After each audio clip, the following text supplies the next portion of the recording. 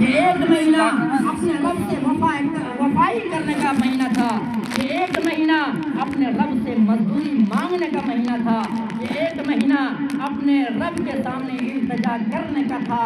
اگر تم ایک مہینہ کم سے کم رب کی بارگاہ میں حاضری دے دیتے، رب کے حکموں پر چل لیتے،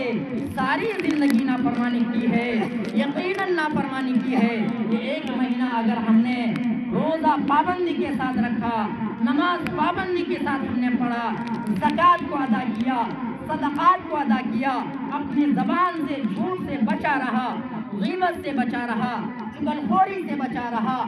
برائیوں سے بچا رہا، شراب پینے سے بچا رہا، اور بھی جتنے برے اعمال ہیں سب سے بچا رہا، اور پھر جب وہ عیدگاہ کی طرف آتا ہے، فرشتے دیکھ کر کے فخر کرتے ہیں، اور اللہ تبارک و تعالیٰ فرشتوں کے سامنے فخریہ طور پر کہتے ہیں کہ اے فرشتوں بتاؤ یہ لوگ کیوں عیدگاہ کی طرف آئے ہیں، یہ لوگ کس لیے آئے ہیں؟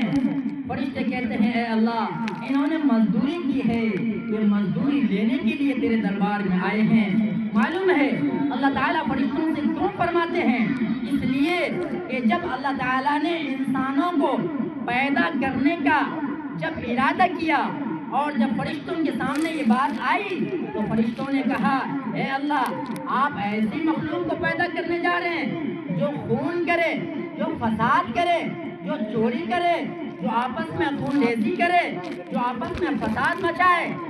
اگر عبادت مقصود ہے تو عبادت کرنے کے لیے ہم کافی ہیں۔ عبادت تو ہم ایسے کرتے ہیں، کوئی سجدے میں ہے تو سجدے میں ہے، کوئی رکوع میں ہے تو رکوع میں ہے، کوئی اگر جو ہے کھڑے ہے تو کھڑے ہے۔ آپ عبادت کے لیے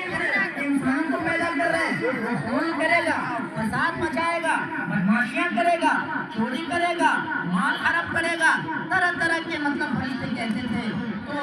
وہی فرشتوں کو فخریہ کے طور پر اللہ تعالیٰ آج کے دن کو دکھاتے ہیں اے فرشتوں بتاؤ یہ لوگ کیوں حاضر ہوئے ہیں، اے فرشتوں بتاؤ یہ لوگ کس لیے آئے ہیں، کھلے میدان میں کیوں آئے ہیں؟ تو اللہ تعالیٰ کے سامنے فرشتے اقرار کرتے ہیں کہ اے اللہ یقیناً یہ بندہ مزدوری کیا ہے، ایک مہینہ تیری رضا کے لیے روزہ رکھا، ایک مہینہ بھوکا رہا، ایک مہینہ کھڑے ہو کر کے